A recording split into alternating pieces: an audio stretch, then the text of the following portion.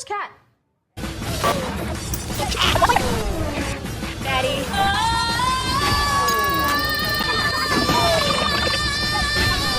Taking me out. Okay, Midori's here. We're about to film TikToks. Yeah. Anyway, I was vomiting, and while I was vomiting, there was things happening, and Midori was there, so... I was there. I was alive. I was fine. Well, basically, first thing that happens is... And also, here's Myla for the video. Active participant. Anyway, so basically, it was time for us to start cleaning up, and so we start cleaning up, and...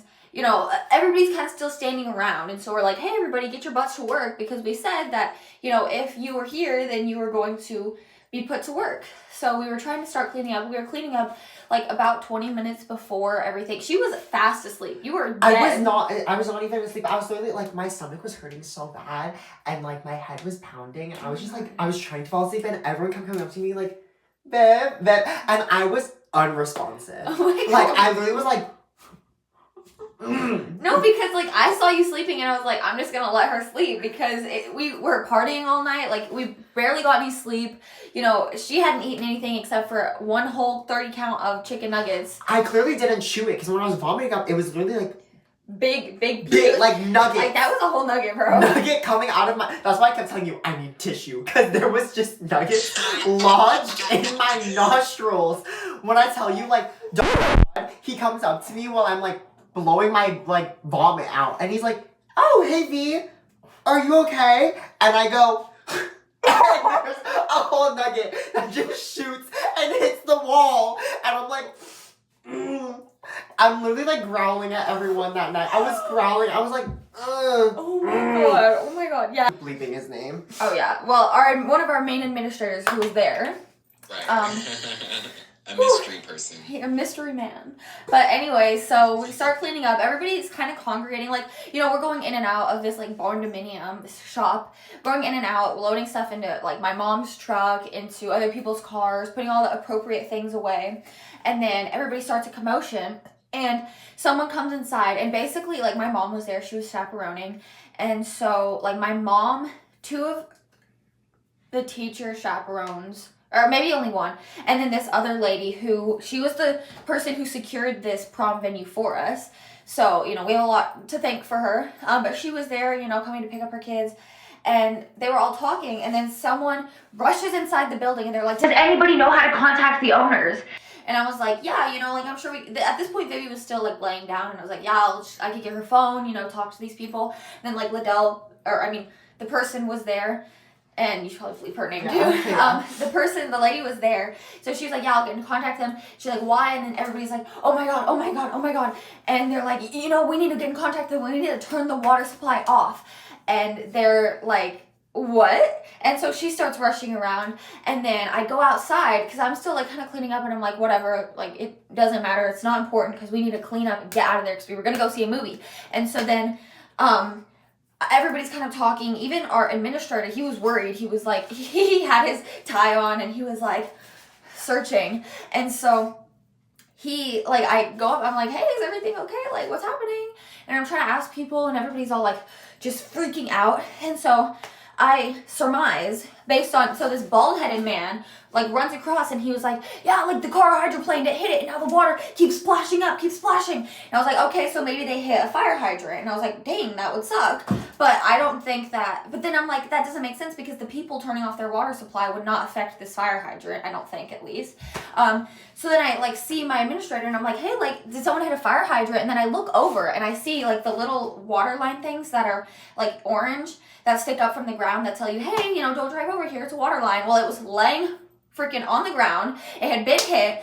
And basically what happens is this kid at our school who... He's a horrible driver! He's a notoriously bad driver. He was on NWA Horrible Parkers. He was literally parked on Facebook for being a bad parker. Yeah, he's been on Facebook recorded being a bad driver, okay? Apparently he was in his truck, his huge truck, and I don't understand why his parents got him a big truck because like... So sorry, that's like, there's like a lot of footage there and I like don't feel like editing it, but basically, that kid just, he hit the water line and busted all of their water, and it was like going everywhere.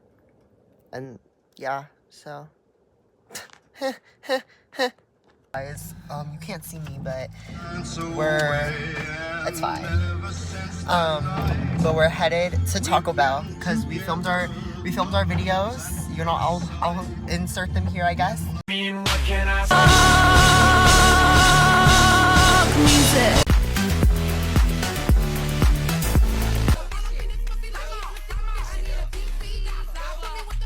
But we filmed our videos and they're beautiful, so yeah, it's really feeling like prom. I never ever have time to film any TikToks, but yeah, this is our prom night. Low-key petition for everybody to start doing this. You know, you dress up a day before or a day after, and that's when you do your TikToks. That's when you do your TikToks. That's when you take your photos, or at least I guess since we're always setting up for prom, we should be doing this. Yeah, or starting at like 8 in the morning. I'm not doing that. You can't pay me enough. Actually, you probably could pay me enough to do that, but yeah. Okay. Where's Kat?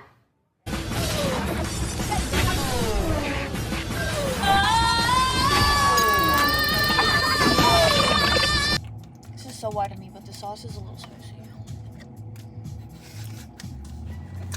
Sorry. Both you and Ella have said that to me, and both times I froze like that. Yeah, like, it's just me. Like, You can eat a Taki. oh, the thing is, Moss. eat a Taki. Like, I can eat it. I definitely acknowledge when it's spicy, and like, usually I avoid things that are spicy. Like, like I could eat this, but it is spicy. That is a fact. That reminds me of this woman who, at our restaurant, she like didn't read everything on the phone, and it came out. Or you were there? Were you there? Were we working together this time? Like, does this have spicy on it? We must have, because handled it. Yes. Yeah, we we were were both working there. together, and I was like, wait, this is like identical to what happened to me, and I was like, what? Because she did not read it, and then like, you should have read the menu. I mean, she said it a little bit more polite, but she was like, well, you know, it says it on the menu right there. Like, and the lady was just like, well, we were like, well, we made her a new one. which damn, like, I would have ate that other one. Yeah, but we're just good Samaritans like that. Yeah. Like, and then threw it away, and I was like, wait. I've never had the. To let the sky wait. I haven't even had that sandwich yet. Really? I haven't eaten the full thing of it, but I have had some. Like, my dad got it when he came there. I had a bite, and it was pretty good. I've worked there for so long, and I've only had like a few select things on the menu. Once you find your thing, like, you find your thing. Wow, the whiteness is really embracing me right now. What are some white sayings? You're barking up the wrong tree. Either piss or get off the pot.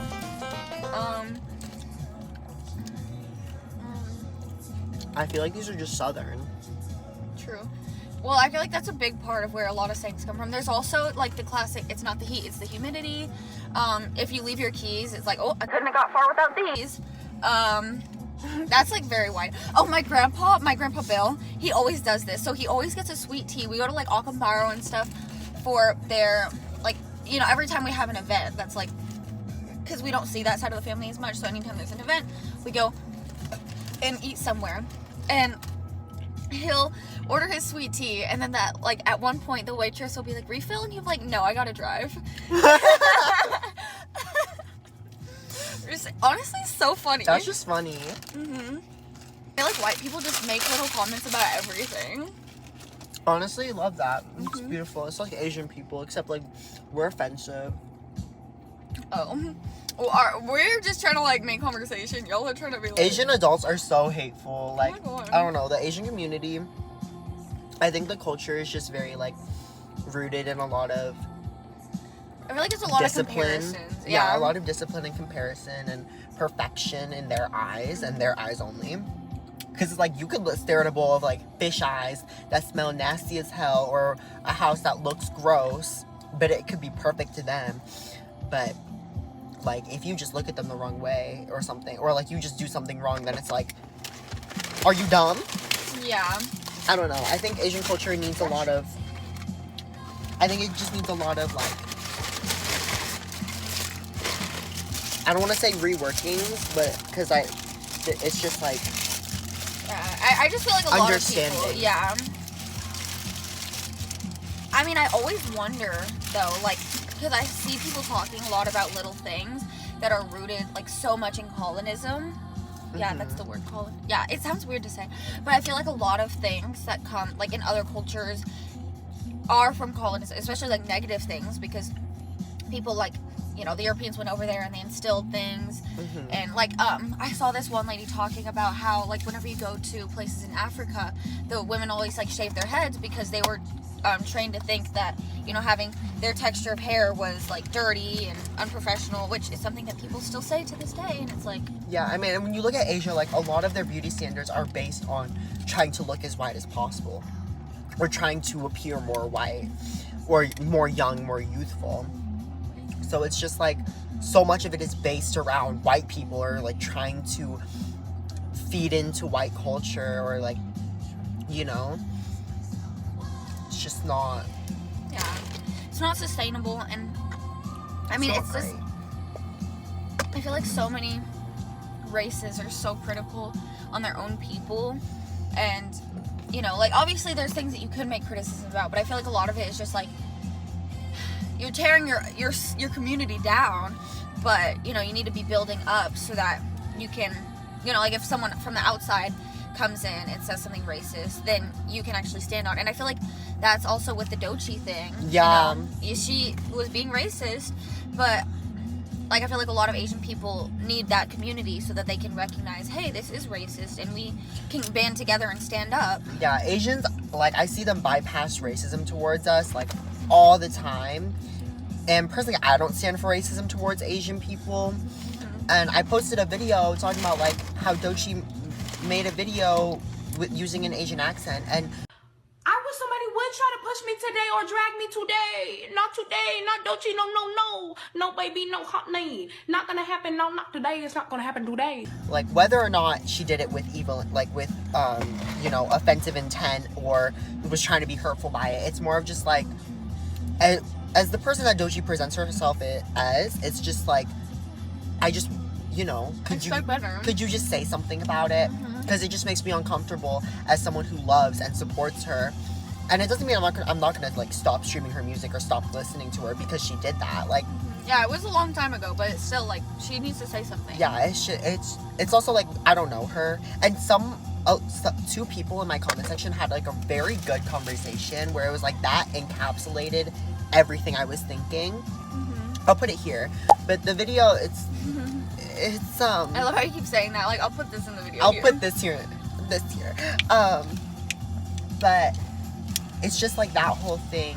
And a lot of Asians were like, a lot of people were commenting, well, can we address like the racism in Asian cultures towards black people? And like, absolutely, like Asian people are very anti-black, and it's not just East Asia. Like, it's like my grandma doesn't want me dating a black guy. Like, she said directly to my face, he better not be dark, he better not be like, she doesn't even like me dating a white man, matter of fact. Like, yeah, Asian people are very strict within their, or like at least Asian elders that I've noticed are very strict within their own community. It's very much like, you know, this way or no way.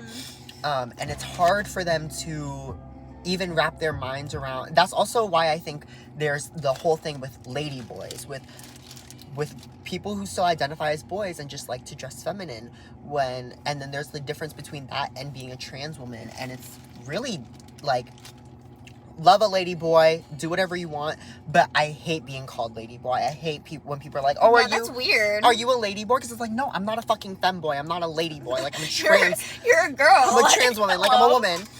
That's crazy. No, I did not know like, people say that. It's like, I hate it when like I'm talking to Asian relatives and they're like, are you a lady boy? And I'm like, no, I'm not a fucking lady boy. Because there is a difference. There's a difference. And to me, like, I feel like a lot of people of our generation, there's a very clear difference. But to older people, and honestly, what's so weird is that all old people, like, you know, Gen X and boomers, like, they are so conservative minded, no matter what race. Like, I swear, I mean, and that's generally a blanket statement, because there are a lot of, like, older people who just get more liberal as they get older. But most people get so conservative, and I don't understand. They get very traditional, very strict, and it's just... It's weird. It's not it. Yeah. But yeah, I feel like our generation can very much tell, or at least maybe this is just me putting my perspective on everybody, but for me, I can definitely tell if it's like, you know, you're trans, you're a femboy, you're... Because there's like differences. This, that, and the like third. there's differences. Yeah. And this, again, could just be me, but I feel like, you know, putting labels on everything, yes, it can help you find community, but I feel like it also, you know, It opens those doors for division. yeah, it does, and it also makes, I feel like, a lot of things confusing, because... Oh, no. Oh, it's okay. I don't know. Oh, I dropped see a it. piece of cheese. You can keep talking. Oh, yeah. I don't know, I feel like this might be my most, like, not woke take, but I just feel like all the labels just complicate things even more. When in reality, you know, I think it's fine. lost under the I'll just get like a crazy sucker. Go down there. Super sucker. But I feel like, you know, things can get lost in translation where if you say like, you know, I was born a woman and, you know, that's how I identify, that's how I feel. Or if you say like, you know, I'm a man, I'm so comfortable being a man, but I like to dress feminine. And I don't know. And maybe it's just because Or it's people... like the whole pan and bi thing. Yeah. Like, essentially, I feel like they really mean the same things. Or maybe it's just because people don't, like, understand the actual definition of words anymore. Or is there, like, a clear difference that we just don't know about? I don't know. I mean, I used to identify as pan. But now I just say I'm bi because I feel like it's easier. But, I don't know. She's bi. Right? She look bi. Maybe. She's bi. By myself. This angle is making this boob look huge and this boob look so small. Oh, this is our setup right now. Oh, yeah? Okay. Move this hoe. Move It's this. okay. I don't like it. I can just swing this up here. But yeah, I don't know. And, you know, I think labels sometimes can join people together, but I think more often than not, they create divisions of people, you know, trying to find their perfect label and trying to, you know, diagnose how they feel, especially like sexuality and gender orientation wise, and just things like that, you know. And like we were having a conversation with our other friend and she's trying to figure out if she's bi, but it's like, I feel like people do have a strict definition of what they think what bisexuality is, and in their mind they're not open for interpretation here. But it's like, you know, whenever people try to be so strict with labels like that, it excludes people. Because you could be bi and prefer women, you could be bi and prefer men, like... Yeah, because, like, the whole thing with pan, mistaken me if I'm wrong, is that you just don't care what the gender is. Mm-hmm. But that could be the same thing as bisexual. And I feel like the thing with bisexual is, like, it creates the division that there's just not a third gender or that there's not a spectrum of genders, because there absolutely is. And fight me in the comments if you want to say that there isn't, because there 100% is. Yeah. Gender is a social construct. There's a difference between gender and sex. It's based in psychology. It's a whole thing. Based in science, too. Like, there's two different sex. Well, I guess there's three with intersex, but gender is a social construct. Wait, I think... What is it? Oh, yeah. Yeah, because there's Yeah, it is... Wait. female, male, intersex. No, I was gonna say... Oh, yeah, okay. Well, because I know that intersex and the other word, like hermaphrodite... Oh. Because I couldn't remember. I was like, is intersex the one that people use now, or is the other... But I was like, wait, no. It's definitely Wait, intersex. is it intersex? It is. I think so. Because it's the I. Yeah. Yeah. Because I know there was definitely a switch from... Because I feel like hermaphrodite just sounds so, That like... sounds like fetishy. Yeah. That's like sounds- something you type into porn. Yeah, I don't know about that one. Yeah. That's like when people put, like, transvestite. Yeah, or transsexual. Like, what does that mean? Yeah. Transvestite is insane. Yeah, like, they'll put in, like, Amazon listings. Like, when I was buying my tucking underwear on Amazon, my tucking underwear said, like... it did say hermaphrodite. I said hermaphrodite, transvestite. What? The I is what taking me. Like, transvestite, like, tucking, panty, underwear, thong. Like, they just put all the keywords in there because someone's obviously typing in hermaphrodite, transvestite, tucking, panty. Like, who the fuck is typing that? So, like, old man Joe, who's trying to cross-dress, is putting in his fucking porn computer. What was his name? What was his name? That one lady's husband who like had the fake boobs on. What? Oh my god. She's like a conservative politician. Oh. Fuck. Isn't she like leader of ICE? I don't remember. I swear she's like the leader of ICE. Yeah, she is. Christy Gnomes. Yeah, yes. Christy Gnomes. She literally runs ICE. That's where I got the bruise because of this damn bangle. Oh my god. That's crazy. This is who's typing it in. These socks smell good because they're like clean. Oh. Yeah, I would know. I saw someone. Find the note. Let her I don't know chew. why I always do that. I always start talking and then I take a bite of food. I just gotta make sure everybody's attention is on me. But I saw someone kind of digesting or like dissecting why so many conservative men will end up like, it'll come out that they were drag queens at one point, or you know, they dressed in women's clothing, and this person was saying it's because they don't view women as people, they view them as objects. And so, you know, with their important roles in life, especially like politicians and stuff, they want to almost become what they view as an object, so that they, you know, because they think women have no responsibilities, they think that women have no value, and so they want to let go and almost slip into that like submissive role that they view women as, because, you know, they want to get rid of that in their head. Like, you know, just enter into BDSM, like no one's gonna care. But it's like, whenever you go around, you know, you doing this dumb shit. Yeah, you're like, you need to have a nuclear, like, proper family, and, you know, you need to, like, not crossbreed, and you need to, like, get all these people out of here. You need to, you know, support ICE, like, all of this stuff. It's, like, so weird, because nobody would care if you were, like, into BDSM. No one would care if you were sexual like that. It's just, like, what people decide to normalize and not normalize. Mm-hmm. Like, because we want to make that shit look nasty and, like, oh, that's, like, sinful and that's bad, because everything is based around the Bible. In America, mind you. In America. Separation of religion from politics. Yeah. There's always been a crock of shit. Like, BS. Yeah.